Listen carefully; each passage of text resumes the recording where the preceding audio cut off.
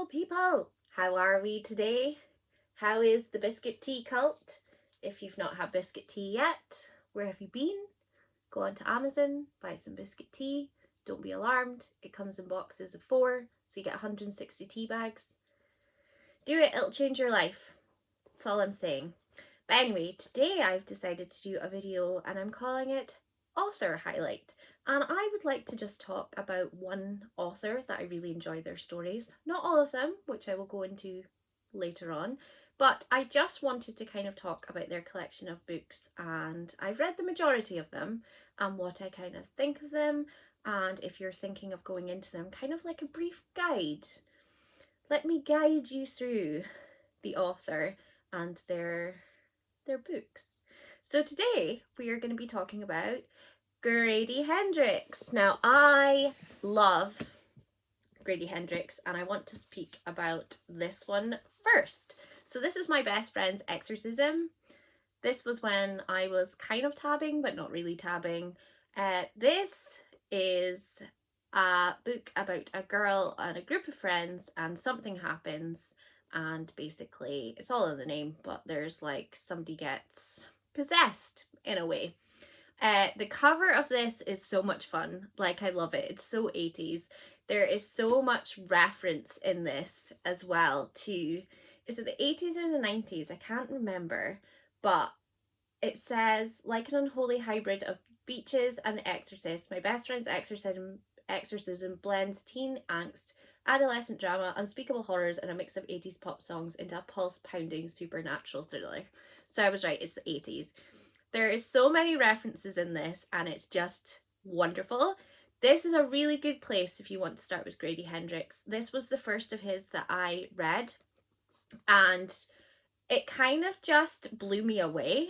I felt like I was watching a horror movie as it was sort of going through it, and I just thought it was weird, it was wonderful, and I loved it. And the cover, I just couldn't help myself with the cover. The cover pretty much sold me straight away, but the story itself was really good and it covers some topics that may be triggering to people, so I'd maybe have a wee look at them first just to kind of see how you feel and where you sit with it before you head in, because there is a part in it that could be triggering for some.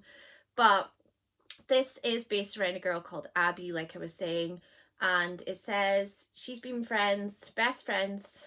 Abby and Gretchen have been best friends since 4th grade. So it's obviously set in America because in the UK we don't have things like that. So I'm imagining since primary school. But after an evening of skinny dipping goes disastrously wrong, Gretchen begins to act differently. She's moody, she's irritable, and bizarre incidents keep happening whenever she's nearby. This book kind of gave me Jennifer's Body vibes. Now, I know a lot of people out there do not like the movie Jennifer's Body, but I appreciated it for what it was.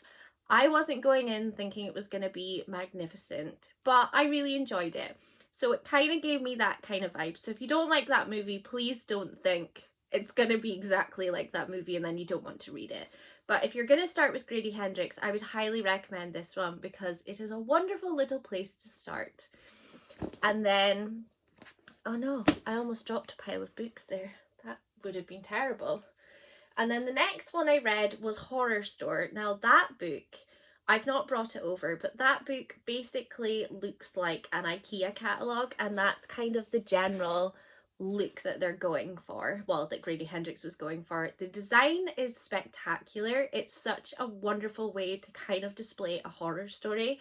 Grady Hendrix is generally a horror writer, so if you don't like horror, you're probably not going to like these, just to clarify. But he basically creates worlds that are just, they're so good. But it's designed like an IKEA catalogue, and for me it was not one of his strongest works. It's actually my least favourite out of Grady Hendrix. But the experience alone and the format that it was done in is still worth the read, even though the story itself just wasn't what I was looking for. I think I maybe spoiled myself slightly by reading my best friend's Exorcism first, but I know a lot of people out there really, really enjoyed Horror Store, so I think I'm just kind of in the unpopular opinion. But Horror Store is a really quick read and it's really fast paced, and the layout with all the designs and the different kind of bits of furniture and it looking like an IKEA catalogue, like I said, makes it worth the read. The next one I'm going to go on to is the Southern Book Club's Guide to Slaying Vampires. This took me ages to find a copy of this. I think it's readily available in the UK now, but it took me ages to find one, and it was really stressing me out because I really wanted to read it. I finally found it. I think I bought it on Amazon when I read it maybe a year and a bit ago, but this is... I'm kind of torn between this one and my best friend's Exorcism being my favourite, because I liked this one a lot and I like my best friend's Exorcism a lot, but I like them both for different reasons. I really enjoyed this one. It's got vampires in it, it's got housewives. So basically the main character is in a book club, and that book club is a book club that read about serial killers and murderers and like bad people, and their husbands think that they're all doing like a Bible study group, and it's kind of just the adventures of the main character and what happens when like vampires come to town. I was about to say, I really hope I've not ruined the fact that there's vampires in it, but it's not. It says, Hendrix has masterfully blended the disaffectionate housewife trope with a terrifying vampire tale, and the anxiety and tension are palpable. A cheeky spot-on pick for book clubs. I adored the characters in this. The only people I don't like is the husbands. That's not a spoiler. You're going to figure out pretty quickly that the husbands are garbage in this. But apart from that, that is the only thing that really annoyed me about this book, was the husbands. But I think if I didn't have that hatred for them, I wouldn't have enjoyed the whole book. So, well, that's unfair because I would have probably still enjoyed it. But the main character, let's just say she gets herself into some really sticky situations.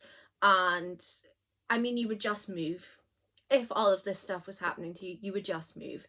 But yes, I highly recommend this one as well. And then the last one I'm going to talk about is, if I remember correctly, his newest one. So that one is The Final Girl Support Group, and that one is about a girl who has basically survived a serial killer, and it's her living her life, and they're being called the Final Girls. So in horror movies and stuff, there's sometimes always that one character that's left over. They're the survivor of obviously the terrible murders and stuff that happens. So this one is based around a support group that are all survivors of like serial killers or like murderers and things like that. So it's a similar thing to a support group, like you would go for counselling. It's a counselling group, but it's for final girls. And it kind of follows all of the final girls and their survival and how they get on for life with their lives after obviously all the tragic things have happened. And I will say, I wasn't a fan of it. I was expecting a lot more. I was really excited, and it was a most anticipated release last year, but I just couldn't get on board with it. And I don't know if it was just because I've spoiled myself and the other books that I've read are just so highly rated that I just struggled to like The Final Girls. And I don't know if it's because I went in expecting a 5-star and I didn't come out and get one. So I know a lot of people liked it, so they really enjoyed it. But again, it could just be me having the unpopular opinion. And when it comes to authors that release things, you're not going to love every single book that they write. I mean, sometimes you will, but personally, I find that I like 2 or 3 of them, and then there'll be a couple that I just don't like. But every time they release a book, well, every time Grady Hendrix releases a book, I'm going to buy it regardless, because there's always that chance that another amazing one for me is going to come along. So I'm not shunning Grady Hendrix, and I'm not trying to say, oh, they do really good books, but then they do really bad books, because it's just my opinion that I enjoy some of them, and then the others I don't enjoy as much. Grady Hendrix still has a really good way of telling stories. There's just certain stories that I'm just not as fond of. But yes, so I thought I would share this author highlight today for Grady Hendrix to give you kind of like a guide of where's good to start out and different formats and things that they do. I hope this has been a useful video for you. I hope I haven't rambled too much. If you have liked this video, please hit the like button, and if you have not already and you have made it this far and would like to, please remember to hit that subscribe button. I hope you all have a lovely day, and I will see you next time. Have a nice day. Bye.